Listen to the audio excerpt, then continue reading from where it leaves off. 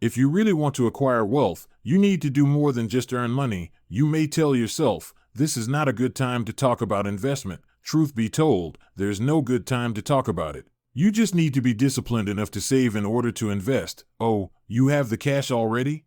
Great. Acquiring knowledge on investing seems pretty scary, but it's really easier than you think. Even better, you can start anytime no matter how much you have saved. We understand that doing anything for the first time can be pretty overwhelming, especially when it involves money and so much information on the internet showing you how to go about it. That's why this guide was made to show you how to invest smartly and make the right investment choice. Before we go any further, let me quickly add that investing is not a medium to make quick money. Instead, it is a way to grow wealth over a period of time. The good thing about investing is that you can start even with a small sum of money. All you need is patience and selecting the right investment. That cleared, let's get started. Number 1, have the right mindset. The difference between a good investor and one who makes bad investment decisions is the mindset. Having the right mindset allows you to make favorable decisions concerning your investments more often than not. We tend to believe what we feel and think has little or no effect on our investments, whereas that is totally untrue.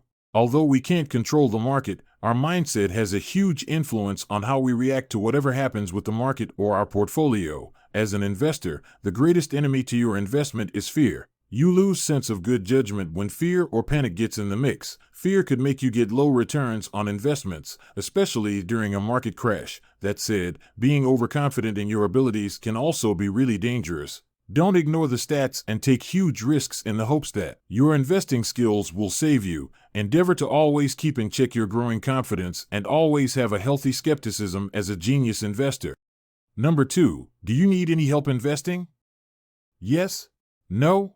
If you already have ideas on what and how to invest, then you may not necessarily need help walking that path. On the other hand, if you belong to the second category that answered no, you should get help from a professional robo-advisor. Before making any investment, these online advisors build and manage a client's investment through a computer algorithm and advanced software. They offer automatic rebalancing, tax optimization, and create access to human help when needed. Even better, they are quite affordable to hire. Number 3, long-term investment. Now that you have built the right mindset and gotten ideas on what and how to invest, it is essential to learn the difference between long-term and short-term investments. Long-term investment is the most beneficial form of investing. Unlike short-term investing that involves trading in and out of stocks within a short period of time, long-term investments can last up to 10 or even 20 years. With long-term investment, risks associated with price drops and short-term volatility are reduced drastically. Learn to study the market to know your best investment type before.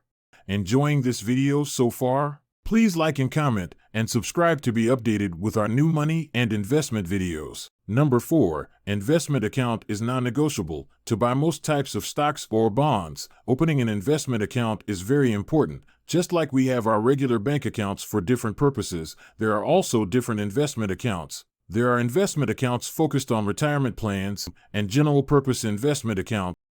If you are investing for retirement, it is advisable to pick a workplace pension scheme, WPS, or personal pension plan, PPP. An individual savings account, ISA, also works, as the increments are not being taxed, thus letting your capital grow more. However, WPS and PPP stand out for many reasons. For retirement accounts such as WPS and PPP, you can enjoy special tax reliefs, although there are only little differences between both retirement accounts. WPS is usually the account of choice as it attracts both employer's contribution and tax relief. This type of investment account is usually opened by your employer, where they take contributions from your paycheck and help you save towards retirement.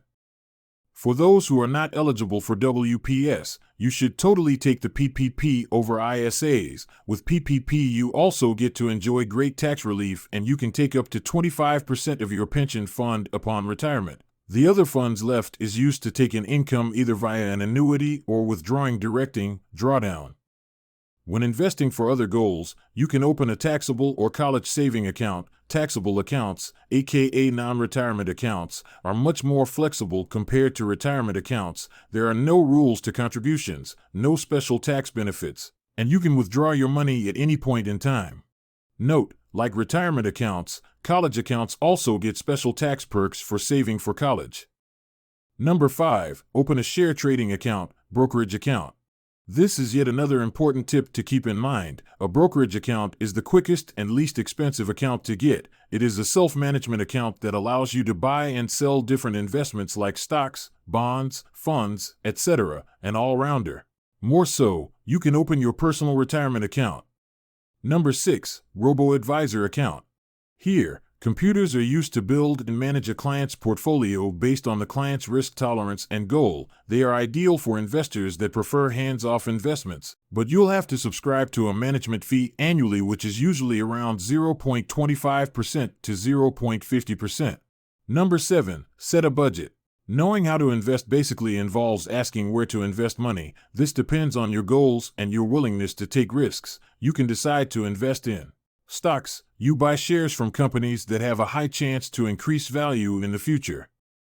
Bonds. These are fixed income investments where interest payments are made to investors. They lend your money to a company or government to finance projects or pay off debts.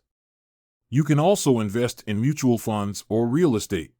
After deciding on what to invest in, it is time to ask yourself how much you are willing to invest. When investing in stocks, for example, the amount of money you spend depends on how expensive the shares are. We would like to quickly add that investing in stocks and stock funds, while lucrative, is best left to those who have high risk tolerance. For those with low risk tolerance, focus more on bonds, as they tend to be more stable. Bonus tip: building a diversified portfolio of individual stocks and bonds across a variety of industries is very essential to become a successful investor. As a beginner, the game of investing can be pretty challenging. The risks involved don't make it any easier. I hope this guide helps you to navigate smoothly through this lucrative yet overwhelming world. We hope you picked a few helpful tips from our list. Are you currently struggling with investing?